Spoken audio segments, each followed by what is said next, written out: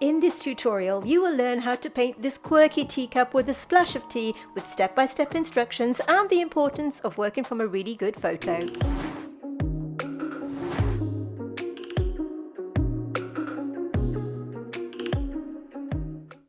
I'm delighted to announce that this week's video is sponsored by Skillshare. More about them later. Okay, so I've done a simple outline of the teacup like this, and we provide you with a free trace down line drawing and photograph, and I'll tell you later on in this video how you can obtain them. So let's just talk about materials before we kick in. The paints that I'm using today are largely from Marie Blue, and the colours that I've chosen are nickel titanium, transparent yellow, burnt umber, quinacridone magenta, neutral tint, and I've also put in transparent orange by Schminke, but please use the colours that you have, and you can see how I've swatched them out here to make a tea-like colours. You could also use something like a burnt sienna if you have that within your own kit, but please use the materials that you have. The paper that I'm using today is 300 gram cold pressed paper. Mine's from Etcher, and it's got a really rough texture, and I really like using this paper for this kind of painting. The brushes I'm using are, this is a number 5 size round, and a selection of spotted brushes, and I will link everything that I'm going to be using in the description box underneath this video, including this sweet little palette from Etcher Lab, which has got many compartments, as you can see, and perfect for mixing multiple coloured paints. So this is the photograph that we're working from today, and I've just traced it down this way, but you can of course draw it freehand if you want to, but this is just for speed to make it easier for you. And because you've asked me to, we're going to be keeping the reference photograph in screen throughout the tutorial, and everything will be linked underneath this video. As you can see, I've got a clean glass of water and some kitchen paper, and we're good to go. So using my very old brush to mix the colours, you can see me here just adding a little puddle of water to the centre of my palette. This makes mixing the paint a lot easier, and it means that I'm not flooding my brush with water when I'm dipping it into my water jar. It means I get more control of the paint. Now, if you are new to watercolour painting, I will say that this tutorial is maybe for a slightly more advanced painter, but because we use a learn to paint as you paint approach to painting and teaching, then you can join in and just see how you get on. Okay, watercolour is all about building up your colours slowly and carefully, so we always start with our lightest tone.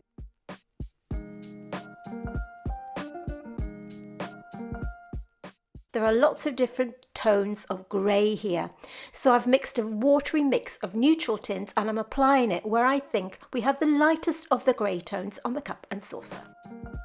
I'm working wet on dry, which means I'm applying the paint directly onto the paper using my brush, and you can see me here dipping my brush into the little puddle I have on my palette, patting it dry on the kitchen paper and just blending the paint through. I'm also adding a layer of this very, very pale grey colour to the inside rim of the cup here because I did feel it has an element of it.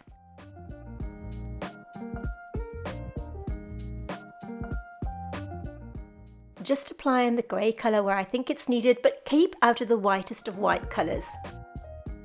Now you can see that the photograph has a background colour, but I decided to leave it as it is for this contemporary looking painting, but of course if you want to add a background, feel free to do so.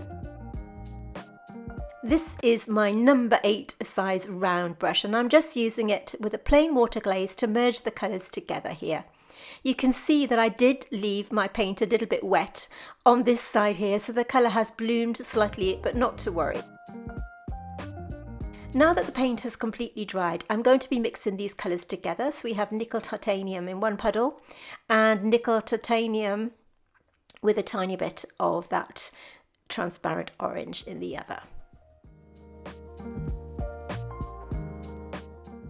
This is nickel titanium with a smidgen of transparent orange, and I'm just applying this to the lightest areas that I can see within the splash and the droplets on the side. So as I said, watercolour is all about building up your colours slowly and carefully, making sure that each layer is completely dry before attempting the next. Watercolour invariably goes through what we call the ugly duckling phase when we're painting, so I highly recommend that you watch this video all the way through so that you can see that tricky process unfold and watch your beautiful painting come to life. Notice how I'm just painting in the very, very lightest of colours here, and I'm using an eraser to softly remove that pencil line from the upper edge here. Transparent orange and burnt umber are up next. And I'm just adding another puddle of water to my palette here, and you can see the kind of consistency that we're working to begin with. So this is just transparent orange with a tiny bit of burnt umber to create this kind of tea-like, very light tea-like colour, working around the grey tones that we've painted in inside the cup here, and also working around the little highlights.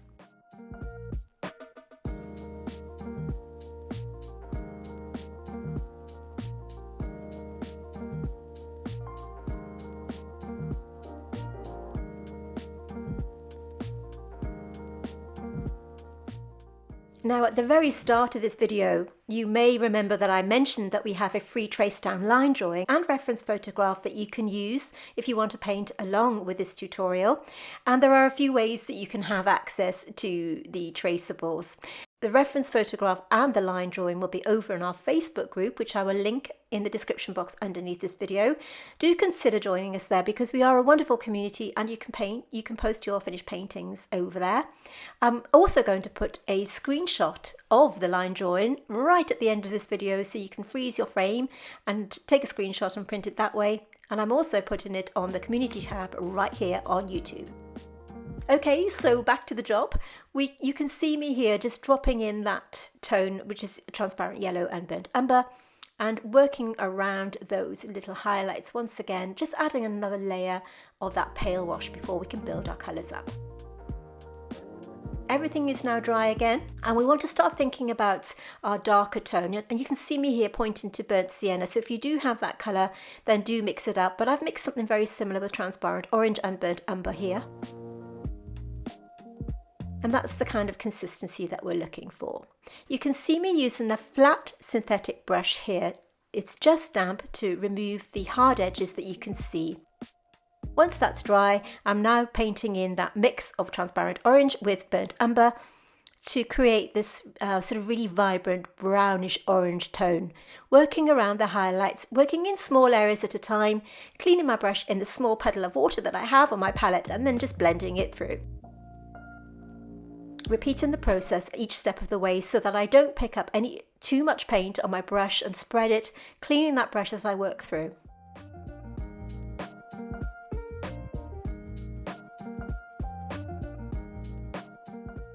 This is a number 5 round brush that I'm using. If you have spotter brushes that I've recommended in the past, then please use those. Mine have gone a little bit blunt, so I'm using this brush at the moment. So this has got a really fine point, and you can see me here working wet and dry, applying that beautiful tone to the inside of the cup, but making sure that I completely stay away from the outside edge.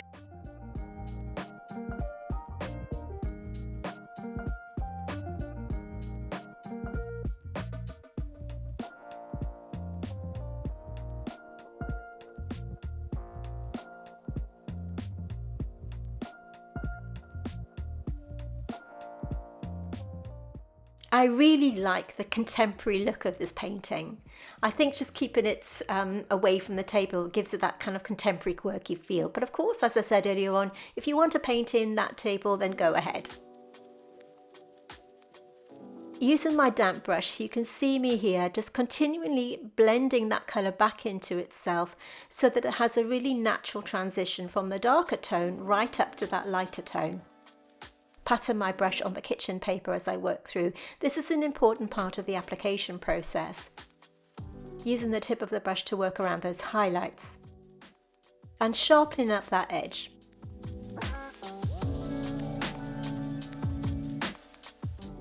This is a number 2 size spotter, but you can use any brush that you have with a really fine point. You need to pay close attention to your reference photograph because where the splash of tea is coming out of the cup, you can see there are lots of different tonal variations and shifts in tone and colour. So keep a close eye at this stage. I'm just using the same colour as before, which is transparent orange and burnt umber, just to create the kind of mid-tone. working around the lightest colours that I can see, and once again dipping my brush into that tiny puddle of water and blending it through. Notice how I'm blending that colour into the outside edge here, but we want that to be a really smooth transition.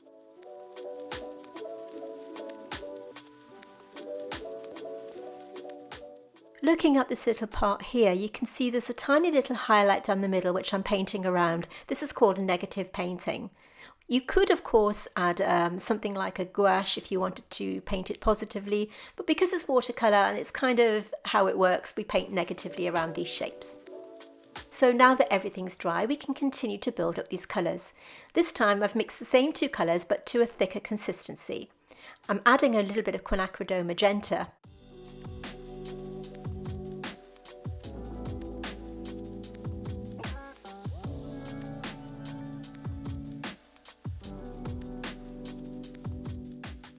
The quinacridone magenta just gives it a little bit of an edge. Quinacridones are beautiful colours and they are by nature transparent and have ink-like qualities, and it just makes this tea sort of really come to life. But please make sure that everything's dry. I've chosen to use the cold press paper today because I know it takes lots of blending really well, and because we're going to be doing many layers on this splash of tea tutorial, it just made sense to use the paper that I know will take layers really well, and the blending process as well. You can see that by applying the colours in this way, we're not losing that beautiful colour that's underneath, but merely building up the colours to create that beautiful three-dimensional look. But keep a close eye on your reference photograph.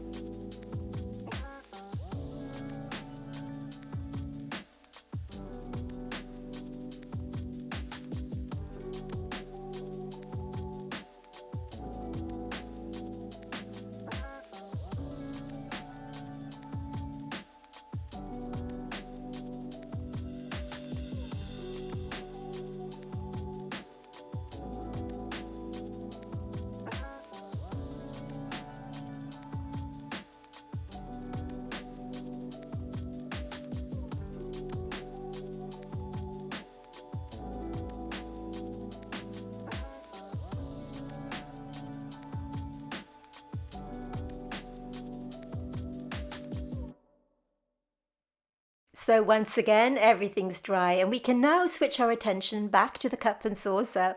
So we're back to neutral tint.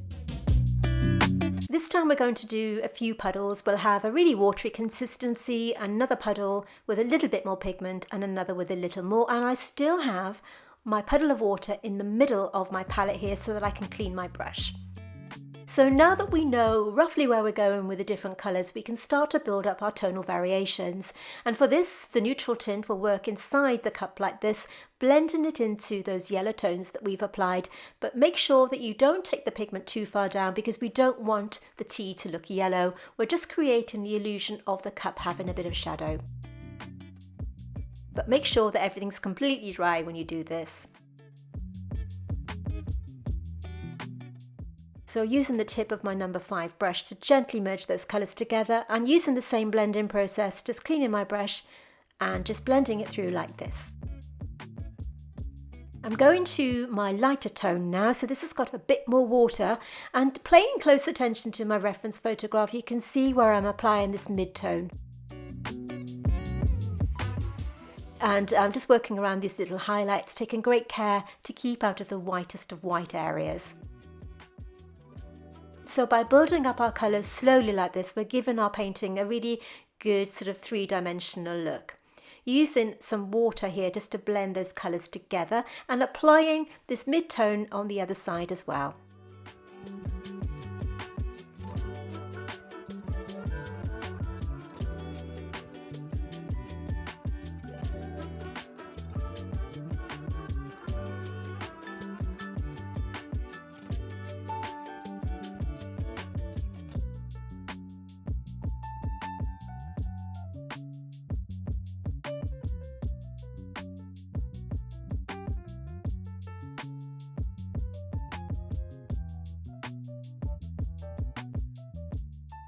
If you are new to our channel, just to let you know that we do launch full-length tutorials every Tuesday. So if you are finding value in this video, do consider giving it a thumbs up, and you may want to consider hitting that subscribe button and the bell notification so that you don't miss future tutorials. We are also over on Instagram at The Wonders of Watercolour, so do consider joining us there.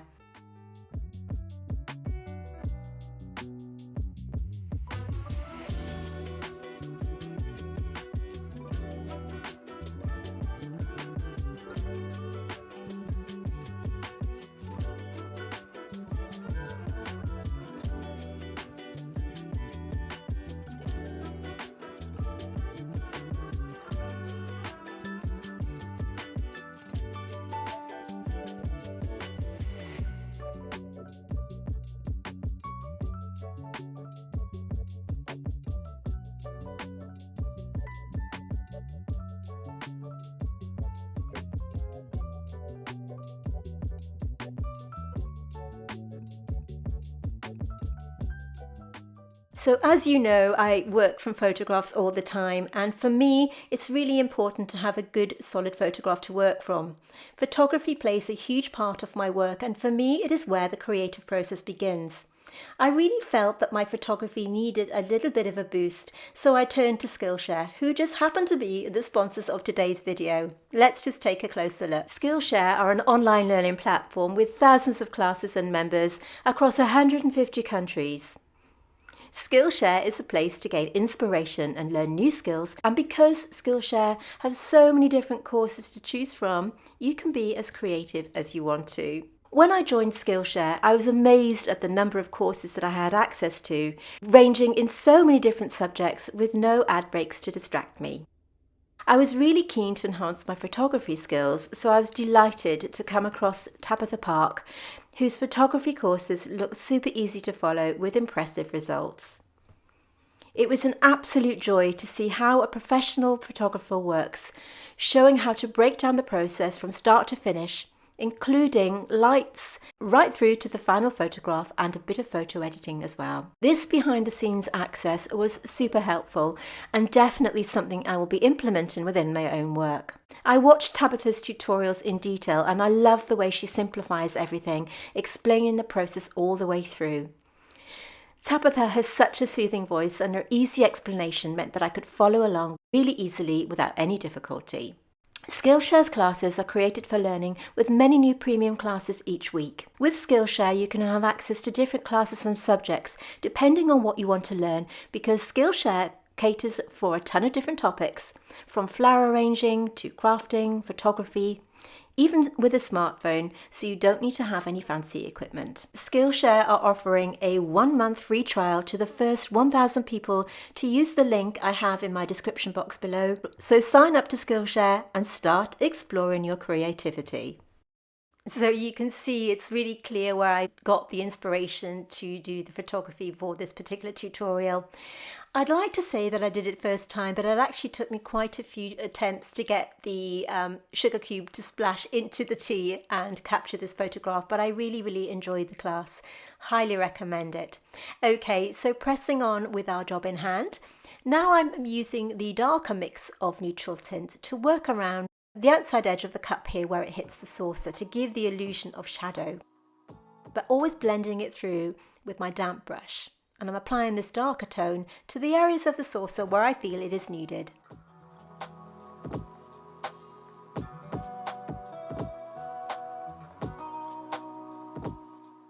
Just adding some tonal variation here and there, and some darker value here on the inside of the cup handle. Just using the tip of my brush to sharpen up any edges as I work through. Notice already that it looks as if it's got some form. Just by adding these tonal variations can really make a difference to your photograph. Painting white can be a little bit tricky, but if you just look at it and break it down into different tonal variations, you'll see that it all makes sense. I'm using my number 2 spotter here, just to paint in a darker value on the outside edge of the saucer. I have gone slightly darker, but I just felt it needed it. right underneath the cup where it hits the saucer, we can apply this darker value. This is just neutral tint, and as you can see, I'm blending it through.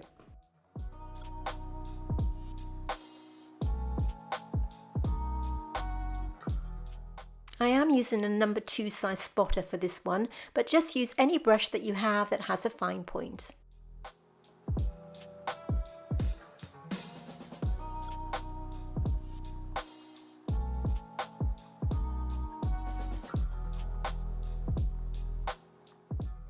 Using the darker value, which is the neutral tint, just to add a little bit more dimension to the inside of the cup handle like this, and blending it through using the same method as before.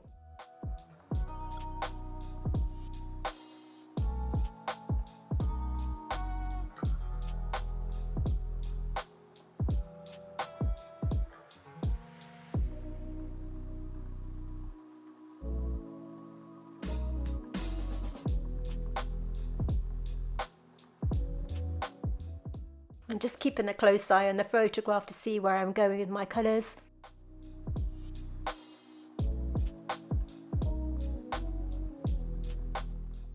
And just adding a little bit of dimension to that edge and blending through with some plain water. I like to do a plain water glaze usually at around this stage to blend the colours together, but make sure that it's completely dry before you attempt what I'm going to do next. So once again, the same colours as before. We have transparent orange with a little bit of transparent yellow, and as you can see, burnt umber as well. So we've kind of got the same colours as we painted in for those other washes earlier on. But of course, now that they're dry, and because watercolour dries a little bit lighter, we now need to build up that colour again to give it the strongest, darkest value that we possibly can. Make this inside of the cup look really dark.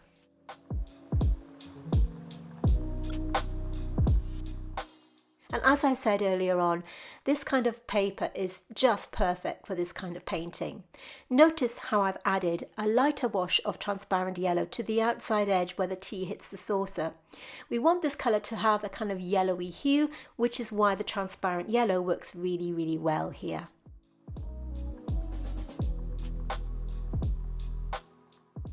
And I've also taken this colour just over this tiny little highlight, as you can see, because the splash of tea had gone over it. When I was painting this, I realised that I'd actually done one highlight too many, but it doesn't really matter. And blending through.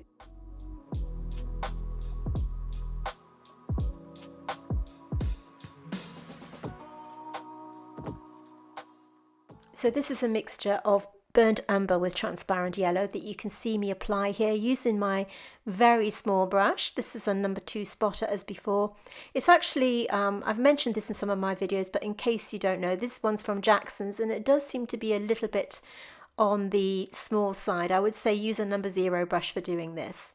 Notice how I'm just applying this mid-tone around some of the splashes of the tea, as you can see here.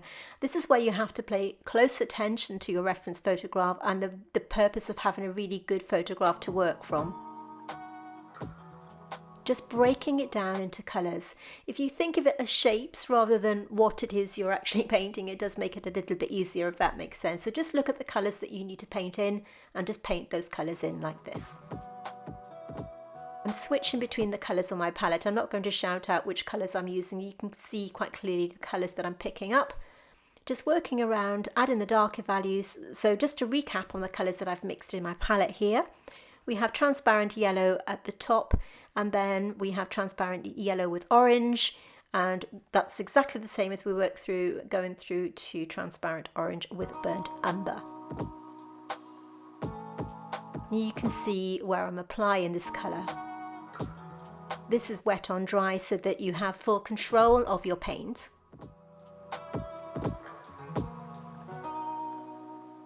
It's all about just adding colours. This is the transparent yellow tone. I did feel that this little droplet here needed a little bit more, but of course we have got those little highlights to consider as well.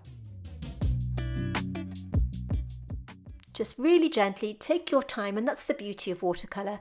No rushing, just take your time. Notice how the paint is slightly dried on my palette. Try to keep your paint as dry as possible when you're working in smaller areas, because this will give you full control of your paints. Were this to be more watery, you wouldn't have the control. So mix up your colour, walk away and let it dry for a little while, and then you have better control of your paint. You can see by adding this redder tone, so we have the transparent orange here just going on to give it that boost of colour against the flatness of that sort of browny tea tone that we have. And just working through using a damp brush here to blend those colours together.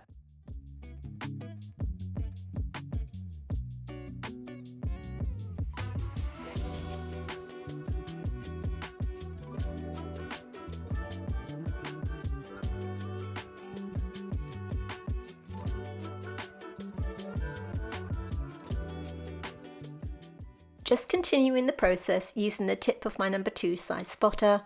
If you're not familiar with spotter brushes, they are the same as, I would say the best way to describe them is they are the same as round brushes, but they have a smaller, more stubby bristle, which makes paint application a lot easier. Here you can see me adding a tiny bit of a watered down version of that tea colour to the edge of the cup.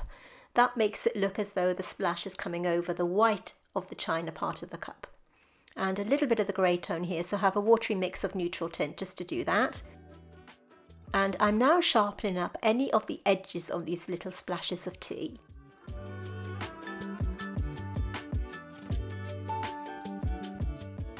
If you are enjoying this type of painting, we have done a similar tutorial where we paint some beautiful red wine coming out of the wine bottle. So it's the same sort of process with the splash. If you like that type of painting, I will link it on the information card on your screen right now, and you can click through after this video and watch that one as well.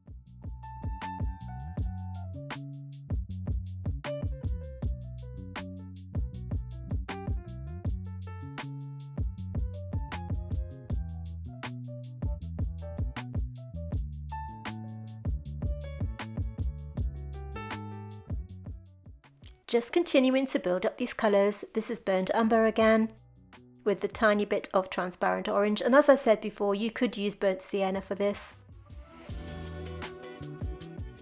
And you can see the colours that I'm picking up there on my palette.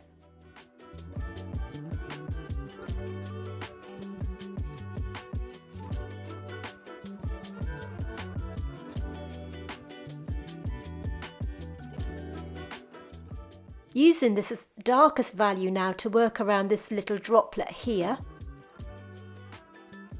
and working around that tiny little highlight on this droplet here, and putting a darker value around the highlights within the middle of the cup.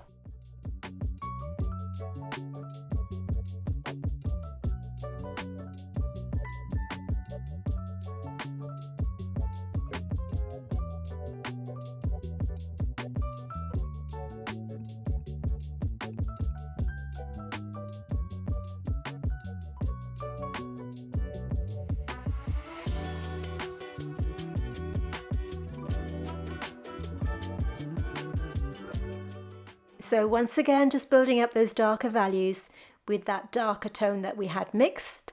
This time I've added a tiny bit of neutral tint just to give it the illusion of it being a darker brown tone. And once again, blending those colours through.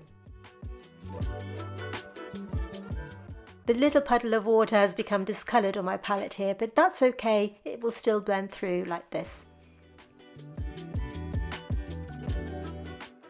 And just putting a bit of darker value around the outside of that tiny little highlight because the inside of the cup still has that grey tone.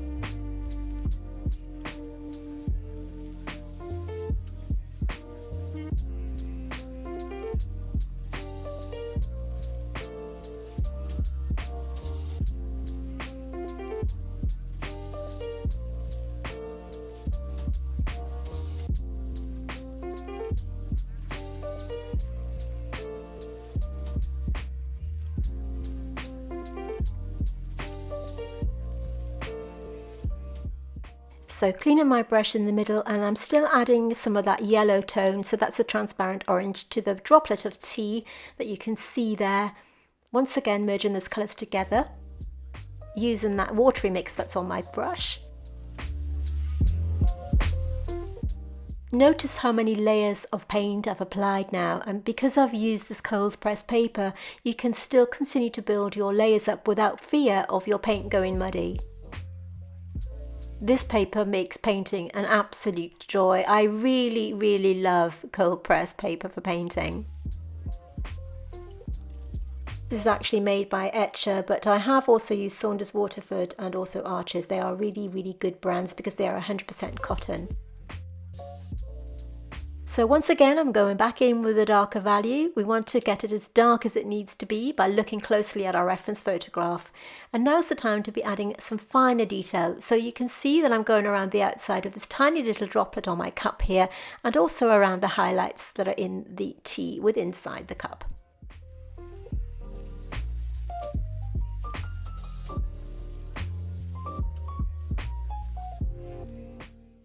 Even though I've done an extra one.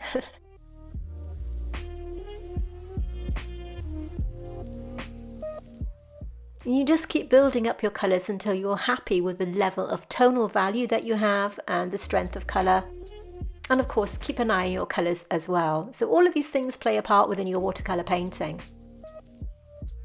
So many things to think about, but the thing is, with watercolour, you can take your time with it. You can leave it, drop it down for a few days if you want to, and pick it up a few days later. It's not something that you have to do in one go.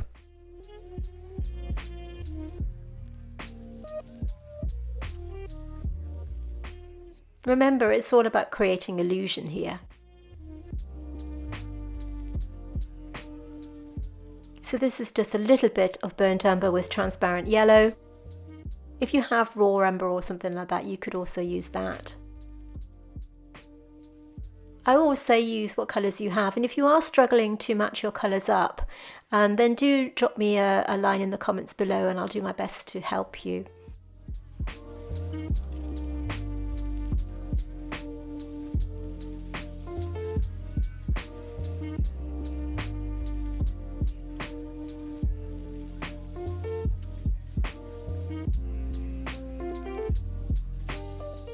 Just sharpening up any edges here, dropping in more of that yellow tone. And I decided to use a tiny bit of Dr. P.H. Martin's Bleed Proof White. You don't have to do this. I'm just using the mix of neutral tint here just to enhance some of the areas where I felt it was needed.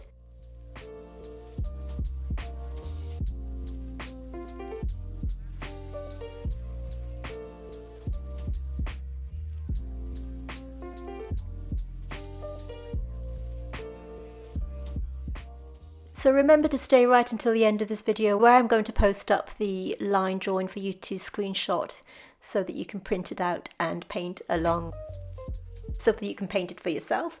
You can see me now adding some more of the darker value to the white of the cup, because I did feel with the other colours in place that it did look a little bit too white. So I'm just applying another layer of the grey tone. So this is just neutral tint.